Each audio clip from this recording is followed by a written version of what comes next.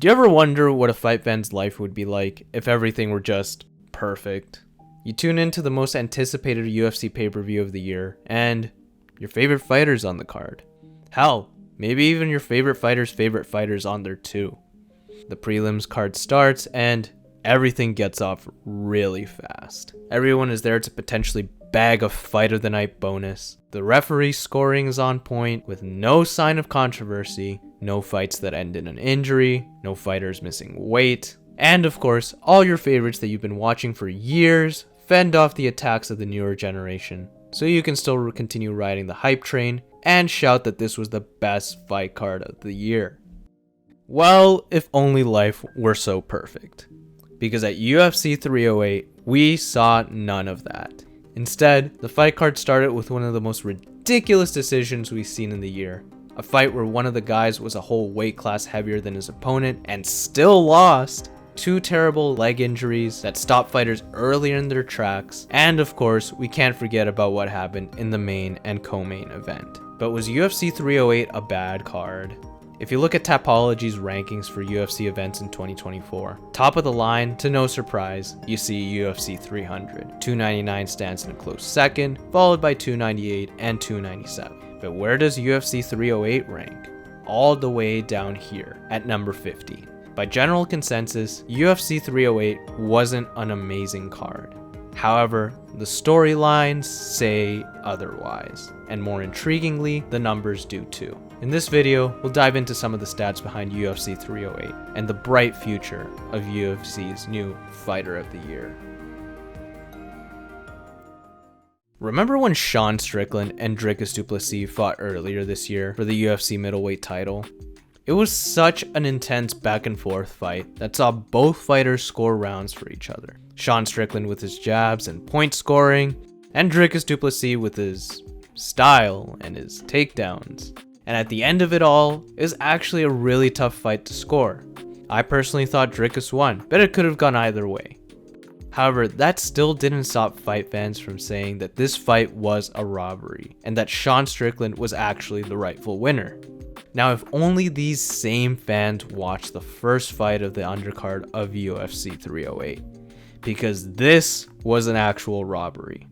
But don't take my word for it. Take Tapology's too, because Tapology ranks this fight as the 3rd biggest robbery of 2024, spanning not just MMA, but all of combat sports.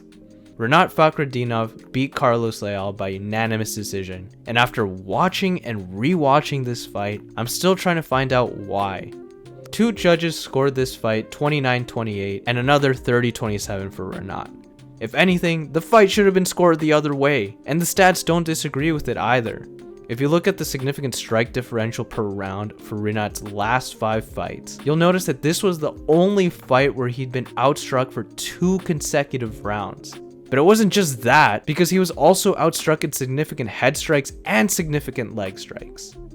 Now, there is an argument to be made since Rinat did have more control time, and that could sway the fight, but considering he didn't have effective grappling with his control time, then it's hard to justify this. Speaking of controversy in the fight card, 2 fights later, undefeated bantamweight Farid Basharat made his inadvertent featherweight debut when Victor Hugo weighed in a whole weight class heavier than him on weigh-in day. But rather than scrapping the fight and not risk that undefeated record that Farid had, Farid decided to go ahead with it. And it was actually a really competitive fight, as both Farid and Victor not only kept it mostly on the feet in boxing range, but Victor Hugo did have some interesting leg lock attempts. This was the most significant strikes that Farid Basharat has landed in his UFC career, at 60 significant strikes. And yet despite this fight being his toughest to date given the weight discrepancy, he also scored the highest significant strike differential in his 4-fight UFC career, with a differential of 15 significant strikes, which only goes up to 16 if you're just comparing head strikes. To add on to the annoyances of this undercard, RDA and Chris Barnett were both caught with terrible leg injuries that ended their fights early in the first round. You gotta feel bad for these guys. RDA is such a legend of the sport and has been in the UFC for 16 years now. But in 2024, he finds himself with a 3-fight losing streak in 2 different weight classes. And in true John Anik fashion, Chris Barnett isn't doing too good either. The fight of the night belonged to Maktakbek Oralbay and Mateusz Robeski as they went swinging hard in a mostly stand-up fight. A fight where we saw the heavy favorite getting his eye almost completely swollen shut in the first round by a massive left hook, getting sat down in the 3rd round, and yet still somehow took all of Robeski's shots as he was wobbled and made it competitive. The kid is really tough. And I say kid because despite his outward appearance, he's still just 26 years old. The fight of the night consisted of the 4th most significant strikes landed shared among 2 fighters at UFC 308, only being eclipsed by some other bonus-worthy performances, and the controversial robbery between Renat Fakhretdinov and Carlos Leal. And then we get to the main card, where we not only got the potential knockout of the year by Shara Bullet landing a blinding double spinning back fist, which apparently hasn't been added to the UFC database yet, but we also got probably 2 of the most heartbreaking moments in the UFC. As of 2 years ago, Robert Whittaker and Max Holloway were considered the gatekeepers of both the middleweight and featherweight divisions, respectively. Since 2014, both have only lost their UFC bouts in their divisions to their champions, but 2 years can really change the landscape of the fight game. Khamzat Chimaev defeats Robert Whittaker in the first round by a gruesome rear naked choke that forced a tap within seconds of locking it up. For Khamzat, this marks his 5th first round stoppage in the UFC, and the 2nd least amount of significant strikes landed in his UFC career, only falling short to his vicious ragdoll submission against Kevin Holland. If you look at his strike distribution for this fight, it looks pretty filled out, landing his significant strikes at a rate of 75%. Well, at least all 3 of them. For Robert Whittaker, on the other hand, this marks his 1st submission loss in the UFC, and in the first round. If you look at his strike differential chart, you can also see that this was the least amount of significant strikes he's ever thrown in his career, capping at 2 significant strikes to Khamzat's leg. But despite being submitted in the first round against Khamzat Chimaev, he still lasted longer than all of Khamzat's previous 1-rounders. And then we get to the main event. Ilia Topuria defeats Max Holloway by a 3rd round knockout. As you probably know, this marks the first time that Max Holloway has ever been knocked down and knocked out in his 30 fights in the UFC, dating back to 2012. But despite this being a knockout loss for Max Holloway, he was actually doing pretty well against Ilia Topuria and brought his typical style as he peppered the Matador with a lot of his volume boxing, catching him clean on a lot of occasions too. By the time the fight finished, Max Holloway attempted over 200 significant strikes, making his previously unbeatable significant strike record even more unbeatable as he increased it by 79 landed. However, even though the self-proclaimed best boxer in the UFC was having his moments, it was Ilia Topuria that finished the show. Ilia Topuria showed great strike defense as he slipped a lot of Max's boxing and countered with his own.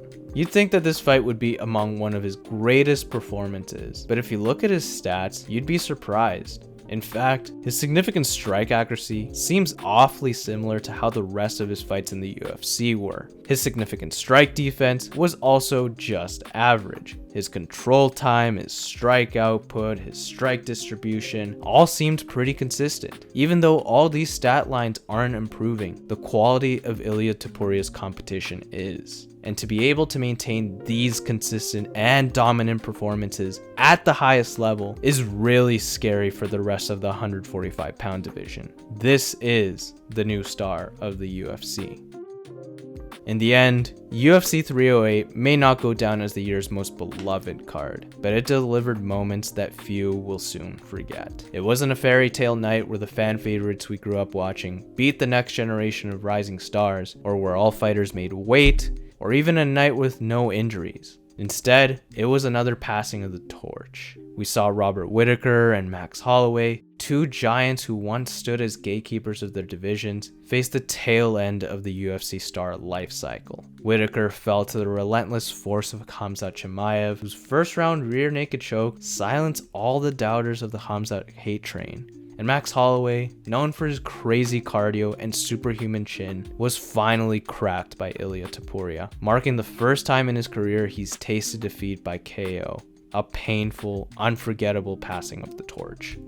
And Ilia Topuria, he didn't just win, he dismantled a legend, holding his ground against Max Holloway's relentless pace and pressure. And while the stats don't prove that his performances are getting better with each of his UFC outings, the consistency he shows in those same stat lines while beating legend after legend tells an even better story that goes beyond them. An official welcome to the new era of fighters.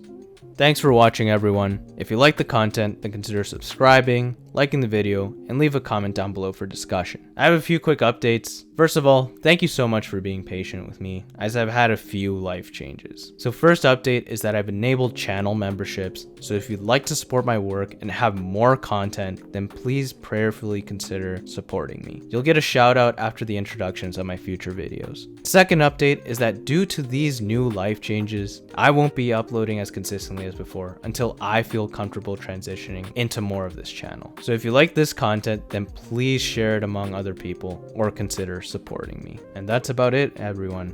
Thanks for listening.